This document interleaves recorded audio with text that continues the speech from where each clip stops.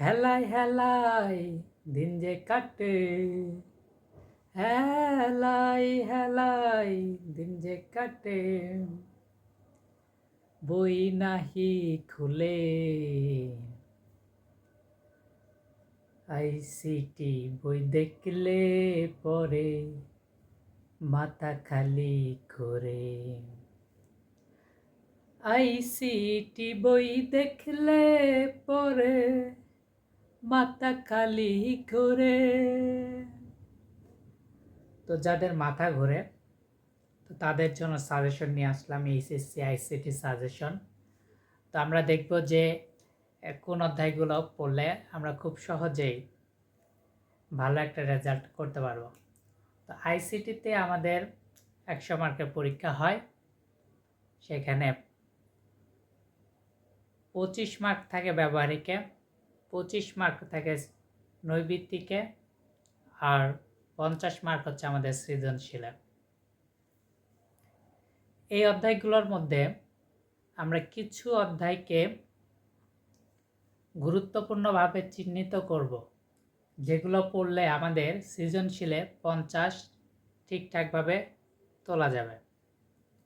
অর্থাৎ আমরা 5টা সৃজনশীলেরই অ্যান্সার করব এবং একই সাথে আমরা 2টা ক্যাটাগরিতে ভাগ করে আলোচনা করব। একটা হচ্ছে যারা দুর্বল স্টুডেন্ট আছে তাদের জন্য, এবং যারা অ্যাডভান্স স্টুডেন্ট আছে তাদের জন্য।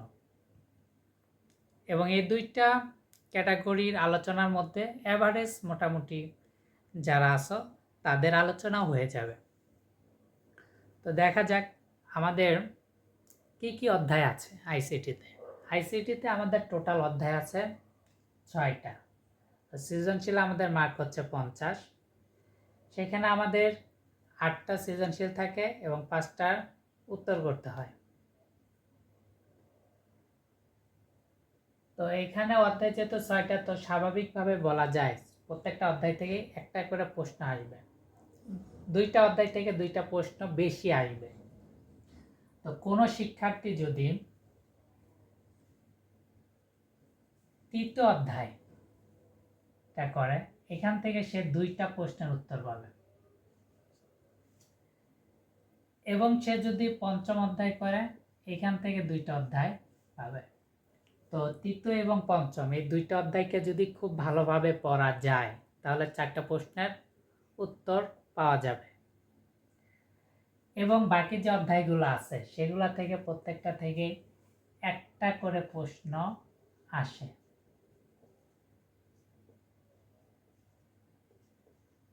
যারা অ্যাডভান্স স্টুডেন্ট, ভালো রেজাল্ট করতে চাও, তাদেরকে আমি বলবো যে তোমরা তৃতীয়, চতুর্থ এবং পঞ্চম এই 3টা অধ্যায়কে ফোকাস করে ভালোভাবে পড়ো।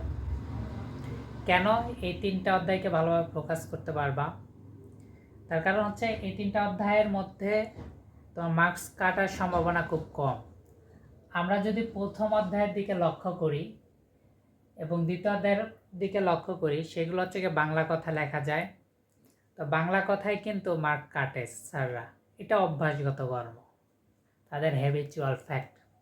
তুমি যদি পরিপূর্ণভাবেও লেখো তাও এখানে মার্ক কাটবে, কিন্তু তুমি যদি তৃতীয়, চতুর্থ এবং পঞ্চম অধ্যায় থেকে উত্তর করো তাহলে সেখানে মার্ক কাটতে পারবে না, কারণ সেগুলো অঙ্কের মধ্যে পড়ে, সেগুলো মার্ক কাটবে না এবং তুমি ভালো একটা মার্ক পাবা।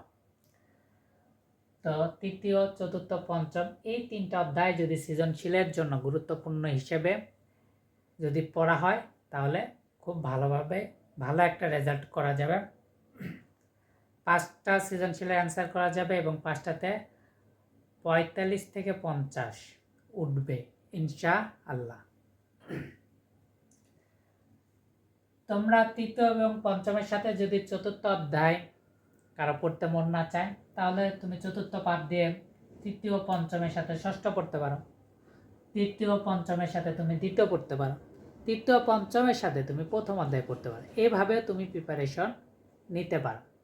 আর যারা তুলনামূলকভাবে দুর্বল আছো তারা সৃজনশীল প্রিপারেশনের ক্ষেত্রে তোমরা গুরুত্ব দিতে পারো প্রথম যে 3টা অধ্যায়। দেখো প্রথম যে 3টা অধ্যায় এখান থেকে কিন্তু 4টার উত্তর করা যাচ্ছে, ঠিক আছে? তো 4টা সৃজনশীলের যদি 40-এর আনসার করো, তাহলে আমরা মোটামুটি ধরে নিতে পারি যে তুমি 30-এর মতো মার্ক পাওয়া। যেহেতু প্রথম এবং দ্বিতীয় অধ্যায়ে প্রথমেই বলেছি যে এইগুলো যেহেতু বাংলায় লেখা লিখতে হয়, সেই ক্ষেত্রে শিক্ষকরা নাম্বার কাটেন। তারপর কিন্তু তুমি 4টা সৃজনশীল পাচ্ছ, সেখান থেকে তুমি 30 মার্ক ওঠানোর মতো অ্যাবিলিটি অর্জন করতে পারবে। তাই যারা দুর্বল প্রকৃতির আছো তারা ফোকাস করবা প্রথম, দ্বিতীয় এবং তৃতীয় অধ্যায়কে। এবং যারা 90+ মার্ক ওঠাতে ইচ্ছুক, যাদের A+ লাগবেই, তাদেরকে আমি বলবো তৃতীয়, চতুর্থ, পঞ্চম এই 3টা অধ্যায় ভালোভাবে পড়ো। এরপরে গিয়ে তুমি বাকি অধ্যায়গুলো পড়ো। এরপরে আসো নৈবিত্তিকের 25-এর চিন্তা। সেই ক্ষেত্রে আমি বলবো যে প্রত্যেকটা অধ্যায়ই ভালোভাবে রিডিং পড়বা, কারণ নৈবিত্তিক আসলে সব অধ্যায় থেকেই হবে। কোনো অধ্যায়কে স্কিপ করে নৈবিত্তিকে ভালো করা সম্ভব নয়।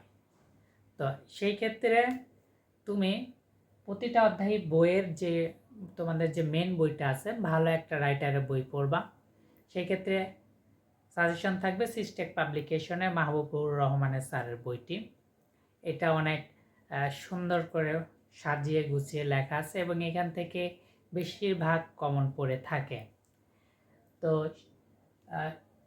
এই বইটা থেকে তুমি সবগুলা চ্যাপ্টার ভালোভাবে রিডিং পড়ে যেইগুলা ক, খ এবং নৈবিত্তিকে আসার মতো প্রশ্ন সেগুলো পড়বা এবং বইয়ের মধ্যে যেই নৈবিত্তিকগুলো আছে সেগুলো সলভ করবা। তুমি যদি আরও ভালো করতে চাও তাহলে বিগত সালের যে আসা প্রশ্নগুলো, বোর্ড প্রশ্নগুলো বিগত সালের এসেছে, সেই প্রশ্নগুলো সলভ করবা। তাহলে তুমি নৈবিত্তিকে ভালো করতে পারবা এবং আশা করি তুমি নৈবিত্তিকে 25-এ 20 মার্ক তুলতে পারবা, যদি এই টোটাল একটা ভালো একটা প্রিপারেশন নেওয়া। আর যাদের সমস্যা আছে তাদেরকে আমরা বলবো যে তোমার যদি পঞ্চম অধ্যায়টা তুলনামূলকভাবে কঠিন, তো পঞ্চম অধ্যায় বাদ দিয়ে বাকি প্রথম, দ্বিতীয়, তৃতীয়, চতুর্থ, ষষ্ঠ এই অধ্যায়গুলো মোটামুটি রিডিং করে কাভার করো, তাহলে কিন্তু নৈবিত্তিকে ভালো একটা রেজাল্ট আসবে। আর ফোকাস করার ক্ষেত্রে, সৃজনশীলের ক্ষেত্রে আমরা যেভাবে বলেছি, সাজেশন দিয়েছি, সেইভাবে পড়বা। আশা করি তোমরা ভালো একটি রেজাল্ট করবে এইচএসসিতে এবং চোখে রঙিন চশমাটা খুলে ভালোভাবে পড়াশোনা করো। কলেজ লাইফ এনজয় করতেছো ইনশাল্লাহ, এত বেশিও এনজয় করো না যেটা তোমার পরীক্ষার ক্ষেত্রে ভালো ইমপ্যাক্ট না ফেলে বরং খারাপ ইমপ্যাক্ট ফেলবে। সব কিছুতে ব্যালেন্স করে আশা করি তোমরা এইচএসসিতে একটি ভালো রেজাল্ট উপহার দিবা, তোমার পরিবারের মুখে হাসি ফোটাবা, সেই আশা রাখি। ধন্যবাদ সবাইকে।